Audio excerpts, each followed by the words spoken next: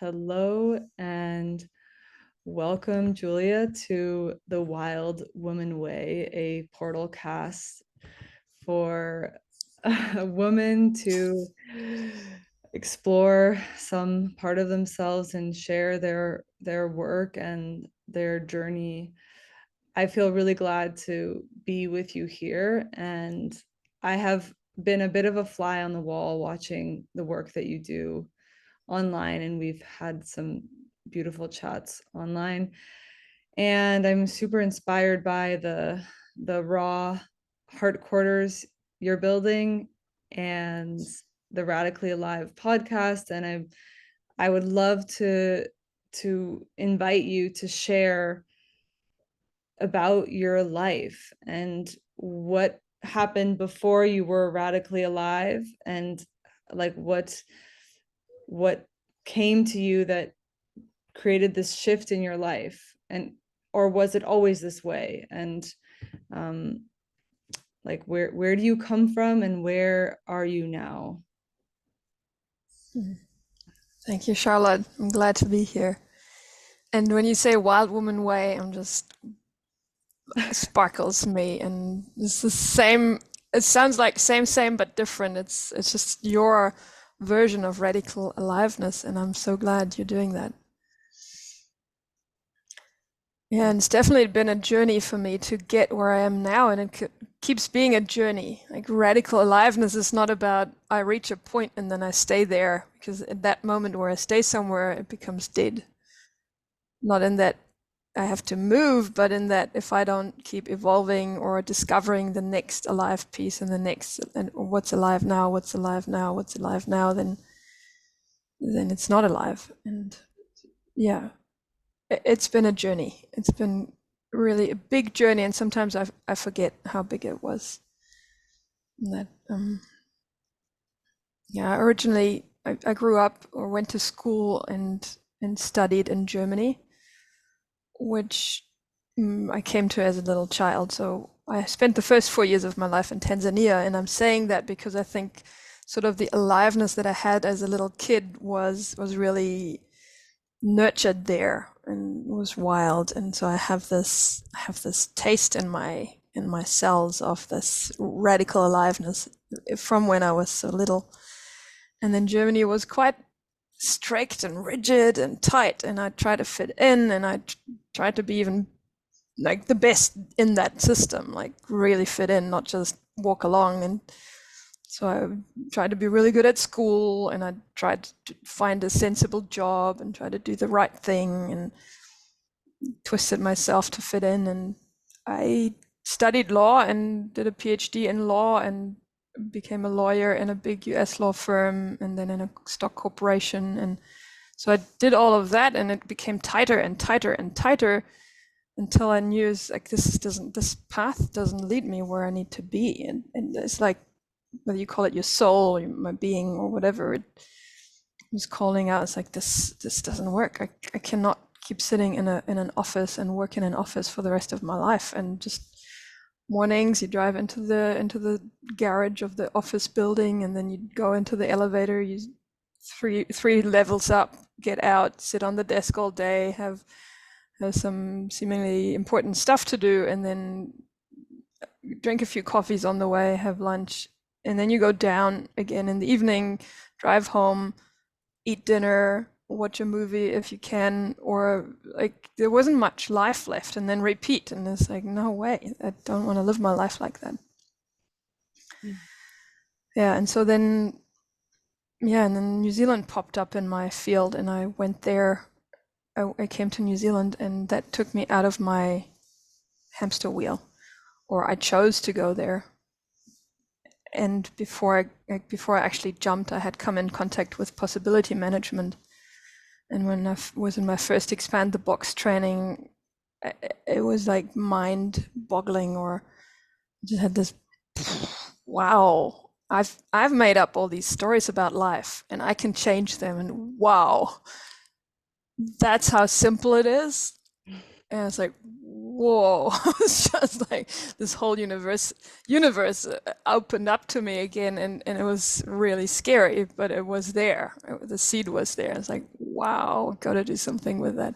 And so a few months later, New Zealand came up, and I chose to go. And I couldn't have gone had my perception of possibility not opened up like that.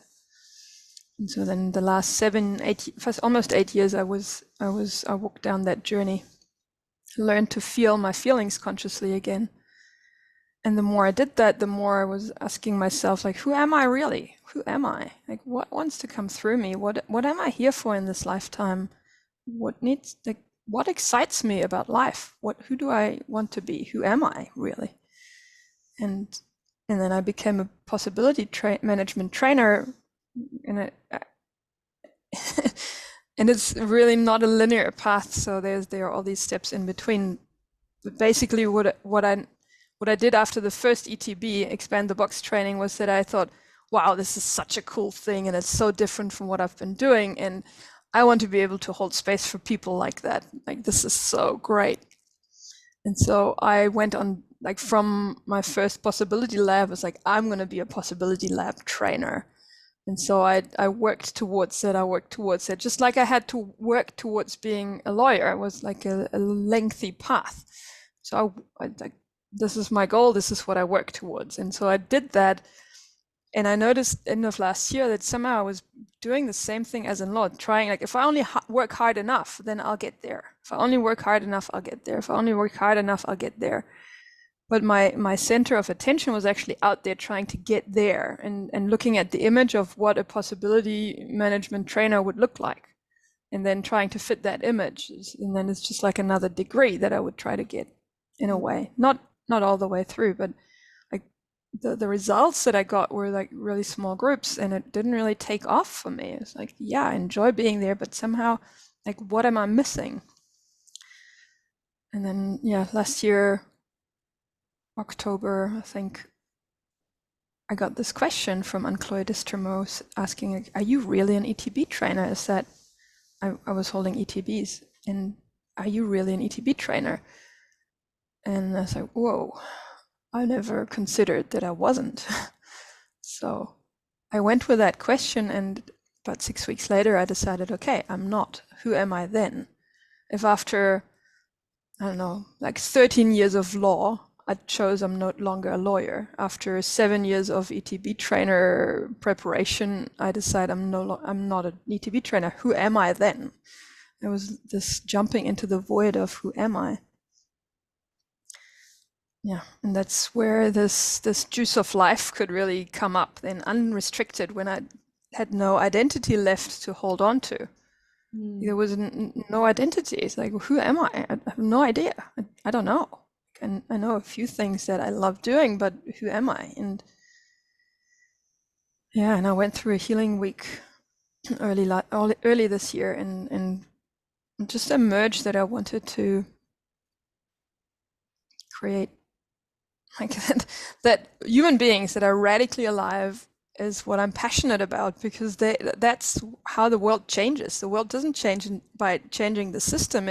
Like, the system change if the humans change. And so it's really about also this sustainability and regeneration of life on planet Earth requires us humans to be part of the bigger web of life and of the whole network. And humans, like, a large part of humans are actually outside of that right now. And yeah, I've known for a long time my drive to work with women, or my passion for women, in that, I see the role of women to be the ones that go first, just because they can, and just because they've done it for the whole, like, they've done it for so long. They've been doing their work. They've been, yeah, just been connected to the pain of, hey, this is actually not working. And men might be too. I think it's just more obvious for women, and also the feminine forces have been suppressed for so long that it's just so obvious that they are suppressed, and that women carry like an easy access, or easier access to those feminine energies and forces. And so if women go first, then and become radically alive with the wisdom that comes through them and their connection to everything, that is how I see a chance for the planet or life on this planet to thrive and not just survive. Mm. Mm. Wow, thank you for all of that. I feel nourished like in my five bodies by hearing and feeling you and your journey. And I'm curious what does it mean for a woman to become radically alive, or like how do women do that? It's a great question, and I've been sort of thinking, okay, how can I map it out? You know, how can I build the building blocks, and then I just tell them do this, and you'll get there. And the more I think about it, it's like this would be maybe more the masculine approach. What I'm discovering is that every woman has and every woman has her own journey, her own path to discover. And there's certain elements that will be useful to look at. Like certain elements are essential, let's say. So connecting to the whole system, like becoming more sensitive again or unnumbing. Mm, Like everything is already here in woman. Like the aliveness is already here. It's just that we've put so many layers on top of it to numb it down because there's so much, so many good reasons. There are so many good reasons to not be alive as a woman, starting from or going as far back as witch hunts. Yeah, like so many women are scared to show up mm, fully and show themselves fully with all this seemingly crazy stuff. Like I can hear voices, or I see auras, or I have intuition that is really strong, or I hear people that have passed away or whatever. And because that seems so crazy in a world that is determined by science and rational thinking, and women have been burned for that kind of stuff a long time ago. Women have really like this survival, like really strong survival thing in them that, oh, better be quiet, better be quiet, better be quiet. And so taking those layers of conditioning off, that is the way, I think, from my experience also. And that will look a bit different for every woman, but it will involve especially learning to feel again, like to really use the feelings consciously. Like, and it starts with anger from my experience. If I like anger as this immense force of nature that is so underused. It's like this really big lump of gold that women sit on. That's their anger because they're so angry. There's so much to be angry about as a woman. All these things that I just said, like it's so reasonable to be angry about that and to stop playing along and say, no, I'm going to speak up. This is real. This is real. This is real. This is real for me. This is real for me. And the more women show up, the world changes so quickly. And anger is this energy that can support that will support that enables women to reclaim their voice and to stand in their power and be scared and be sad and to be glad also and be this alive, vibrant human being. So starting with anger is something I highly recommend. It's a path I've gone, and I see women around me doing that, and it works. mm, And not every woman is maybe ready to go straight there. Maybe she needs something else first, or softer spaces, depending on the experiences she's had. Like some people are so, let's call it traumatized, like they've had so bad experiences when they were angry, or seeing their parents be so violent around them when their parents were angry, that there's such a blockage to the anger that first they need maybe softer or smaller steps to even be able to access their anger. And so it can look different for people, but that is definitely one big block. And then like part of the unconditioning is also the healing of the emotions, healing of these parts that were suppressed, and finding those old decisions that we may have made when we're in a dire situation so that we could survive. And like our world is made up of stories about ourselves, about the world. That's the fun. I'm discovering, like now at the moment I'm discovering this the power of storytelling. I mean, humans are wired for that. We are wired for that, and it's part of how we come alive is through telling our story and hearing other people's story, and then we connect through that somehow. And it's not for no reason that we have like stories everywhere, like movies, books, yeah, even news. The news are a way of storytelling, and we soak it up as humans. We want to hear all these stories, and these stories also live in ourselves. So we're actually telling ourselves stories all the time. And to shift those stories is really key, because if I keep telling myself I'm worthless, I'm bad, who am I to say something, then that's what I create. I will not speak up. I will not be alive. I will tell myself that I should not think that way. I should not feel that way. And so it's changing the stories, our own stories about ourselves and the world. Mm. And for women also, as for men, but a big part is also going in connection and owning our underworld, because it would be an illusion to believe that women don't have an underworld, and there's so much gold in there, but for that it needs to become conscious. This, like women that have been suppressed or have played along in the patriarchy game, they have found other ways of exercising their power. And women are not the victims of patriarchy, they're the co-creatresses of patriarchy. Mm. And the way they're co-creating it is by, yeah, I mean, either victimizing themselves or persecuting men or manipulating each other, competing with other women, all that kind of stuff. And it's not helpful. It helped to survive, and it's time to thrive. It's time to do something different. Mm. So gremlin work is also, gremlin as the king or the queen or king of the underworld is also a big part of. Such a source, actually, as I say that, is such a big source for aliveness, because that is such a creative life force. Mm. It is such a nonlinear creative life force for joy of life to come out in a playful way, also in a creative way. Mm. Yeah, thank you for that. What would you say, like I notice a lot of under the underworld of women, a lot of women have a story that their underworld is not okay. And I was one of these people that like just couldn't, like was so ashamed that I even had a gremlin, because for so much time I wanted to be good.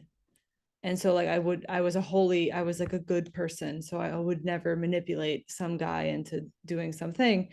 And then as I discover this, the pain has been so much, actually just discovering my own humanity, that oh shit, I have a gremlin too. How do you work with women who have the this kind of like underworld thing, but they mm, like the type 2 gremlins? What is the, yeah, what, I'm just curious what you have to say about this. Mm. I'm actually really in the research of that myself. I have a type 2 gremlin, and I've been for years trying to build a relationship with my gremlin. And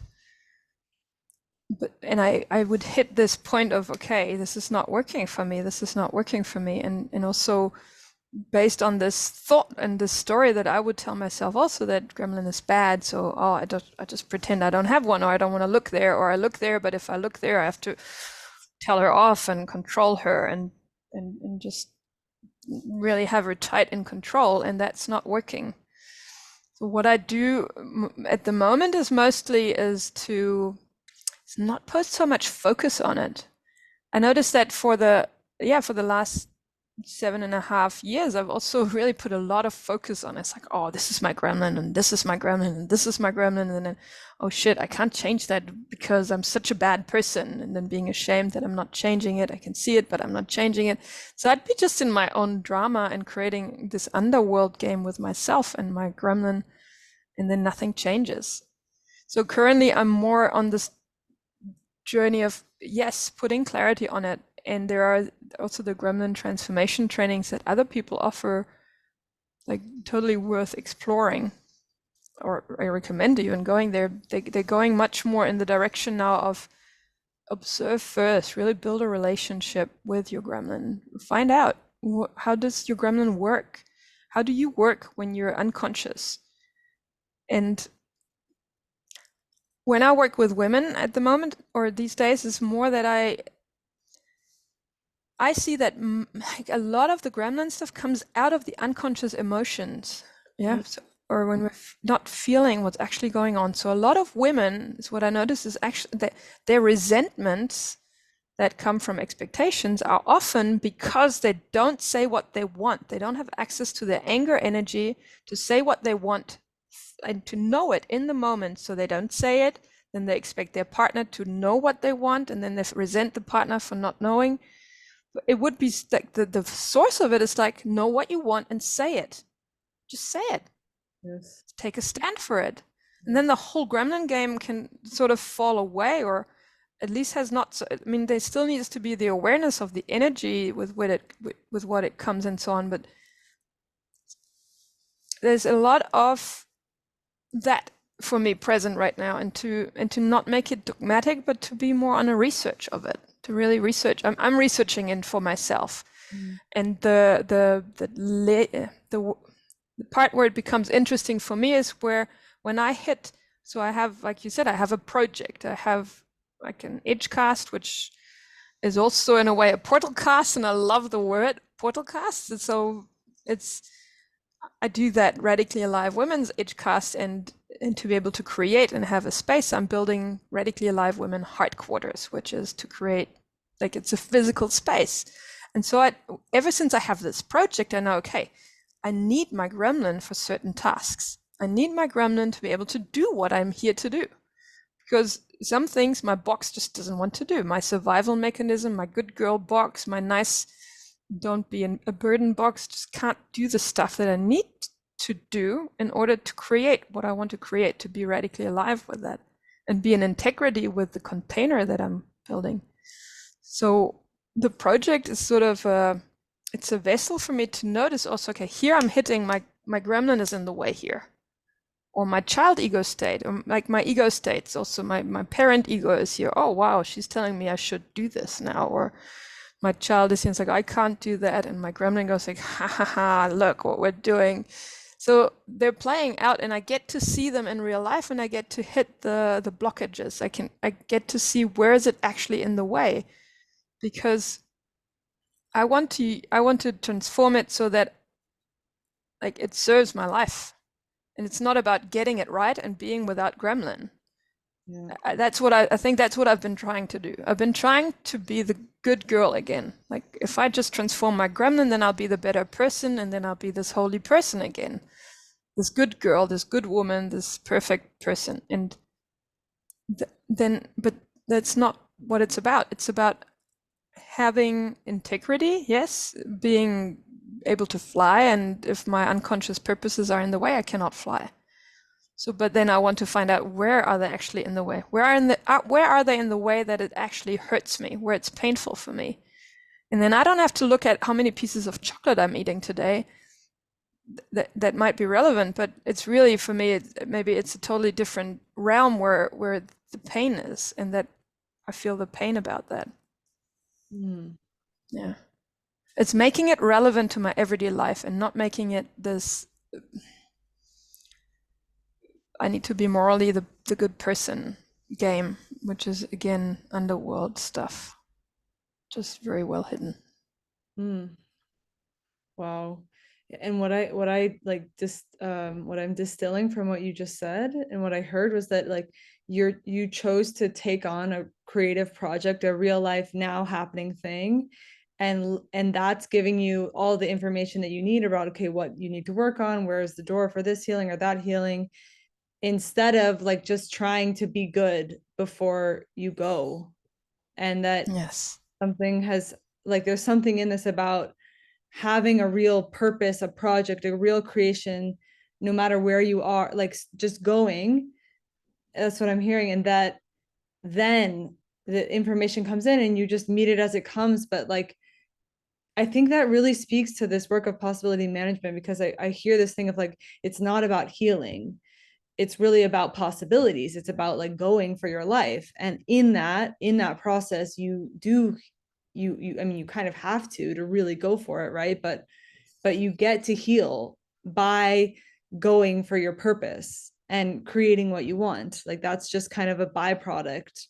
Um, and yeah, I really appreciate this, what you just shared. It was like a huge light bulb for me, like, oh, okay.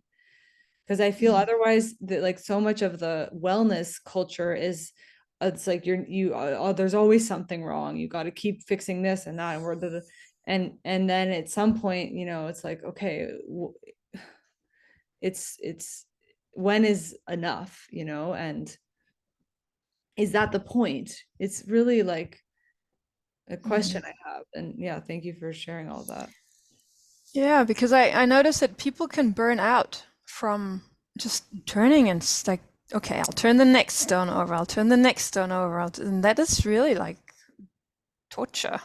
Yeah, totally. So the healing is absolutely necessary, but it's not the purpose. It's a byproduct that needs to happen so that you can be radically alive or the wild woman that you are, or like the love that you, essentially it's about being the love and the creatress from that place in the world to Mm. create, to create what you're here to create. That could be family, that could be a project, that could be whatever. There's not one right thing to create. It's just what you have to create.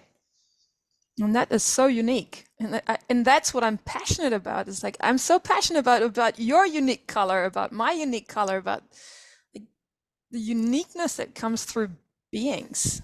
That's Ah. just it's such a gift. So much beauty in the variety of us wanting different things, seeing different things, wanting to create different things. Yes, I hear you and I feel you, and I feel your creative power and coming through this portal cast.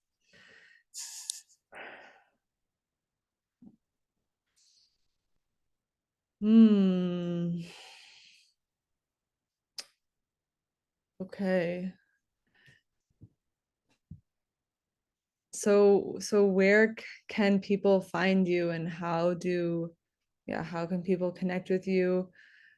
And also, like, how is the heart quarters building going?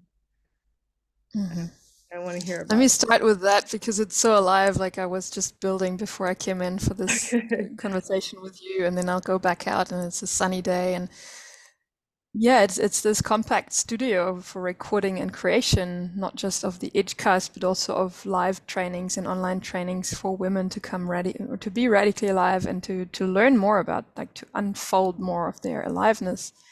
And so we've put a window in today. It's so cool. Like the first window is in, and it just looks so different straight away. But what I love about it, or what was come to my awareness today and the last few days, is like this is actually so fascinating because the person that is the in charge of the building, that has the knowledge of the building, is a man, Okay. and the man I live with is also a man that knows about building and that puts a lot of energy into the building. So there are these two men that are the most expert in building this structure, which is a radically alive women heart quarter. It's dedicated to women and their aliveness, and it's so fitting that you have the structure built by a man, and then the woman can go in and unfold it and be creative in it, right? It's so suitable. And at Yeah. the same time, it's like stuff comes up as we build. The men have their issues in communicating with each other, women and men have their issues in communicating with each other. And it's this constant, actually, when I look there with awareness and consciousness, so consciousness more than awareness, then there is so much in the seeming little things to learn for me to learn and to compost that. And it's like, wow, this is so interesting. Or, yeah, it's fascinating. to go into connection with the project really more and more, and not just think, oh well, this is just the physical structure that we're building. It's like, no, I want that to be really in integrity with the whole purpose of the building. So how do I do that? How do I not brush over the little things? How do I address things? How do I actually also like be in radical responsibility for whatever happens on the building site on that little piece of land? It's really, I'm so glad it's a small building in a way. It's like 4 by 2 meters surface area inside. And it's gotten quite high with like 3.8 meters high. Like to, it still gives me so much. Like, it's the same probably as in a bigger project, just with smaller dimensions and small. Yeah, it gives so much possibility to look at. Wow, what just happened? You know, there was this guy that helped out for one day, a man. He helped out for one day, and he misstepped and he injured his arm slightly, or he bruised his arm a little bit. And so these other two men go like, oh, you know, he just bruised his arm. He should really pull himself together. And I go like, man, he hurt himself and he's not working because he hurt himself. I wish every man would do that. What's going on, man? And have this conversation of, hey, what's really going on? What are you doing? Do you notice what you're talking about? Like, do you notice what you're doing? And to bring Wow. consciousness to it. Yeah, it's like, this isn't like, I'm glad he's staying home. Yeah. I'd rather have him heal his arm than push through. And that's just one really little example of how to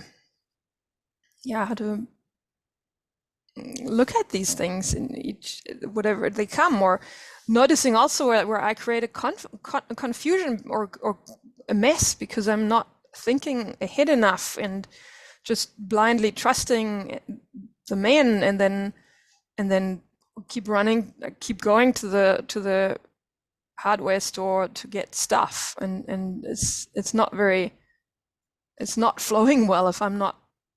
So now I've started to, before we start the building day, we sit down over a cup of hot drink and then we talk about it, and so that it's actually a relationship I'm building with the builder also, and it's really great. Like I'm enjoying that. Plus the thing that excites me even more is that I'm creating this. It's pushing me to the limits, because I want this to be a community funded project, a building that is funded by a larger community. And so I've started the crowdfunding for it before I had the whole amount together. I just took it and I go with it. And if I don't have the money, that means I need to generate it. So I'll just have to speak to people. I just have to create offerings so that people can fund it. And that's bringing me to exploring, how does it go to create a new kind of eco no money, as my friend Janet Redmond calls it, a more feminine approach, which I feel so glad and I'm so grateful for the money that I have received that is going into the build, because women and men see the necessity of that creation to exist, the context of radically alive women to exist, which is beyond me. And then it's like, well, Julia has this piece of the puzzle. She's creating from her radical aliveness this thing, and wow, cool. I want that to exist. And either I know that I want that to exist, or I look at Julia and say, wow, I don't get it, but I trust her and I just go. And so here's some money, go, play full out. And then, so it's like this swarm of birds, right? They just, they go to this tree, and then this is built, and then the next swarm, and then the next person has this thing, and it's go, and it gets totally out of this money thing, which is only a bilateral exchange. It goes into the wider, we go where the energy goes where it needs to go. Yeah, and it's no longer this, okay, you give me this, I give you that in return. I give you this, you give me, like, this bilateral exchange, which is quite limiting. I'm not saying it's wrong, but I'm really, so on a small scale, rather small scale, also finding out how does this go when I'm stepping out of the money game, the patriarchal money game of bilateral exchange, and I'm creating a bigger container and inviting collaboration to happen, and really also leaving my victim state of I need your money. It's like, no, I'm creating something and I want you to be on board. I want to co-create, and it's such a rich abundance in me when I notice, wow, all these names of people that have already donated money make this really strong foundation. And it's like this network, the mycelium network, that carries not just the building, it carries the whole context. And that's amazing. Like, from which collaborations happen, and it's much more than just financing it. Whoa. I'm just exploding. My brain is exploding. That is fucking brilliant and amazing, and I'm super celebrating you for discovering this. Yeah, like this is brings me so much joy and hope for women and for how this can go and how we can create and how it can be fun and beautiful and yeah, radically alive. Like you're not playing like you're doing this gesture, right? And then you're doing this gesture and it's just yeah, thank you. Amazing. Yeah, thank you for asking. I notice how this brings me alive also. Yes. And I heard you ask also how people can find me, and or women, and I have a website which is my first and last name with a minus in between, so julia-neumann.com, and that is the best way to find me. There's contact details, and the Itchcast is linked there also, and if people want to listen in on that, yeah, that's probably the best way. Okay, amazing. I'll type it in the text in the podcast notes. Cool. Thank you. Okay, thank you for your time. Thank you for being radically alive and for pioneering the way for women and going first. Thank you, Charlotte, for being on your path and doing the same in your own way. I love it. Yes, thank you. Go team. Go team. Okay.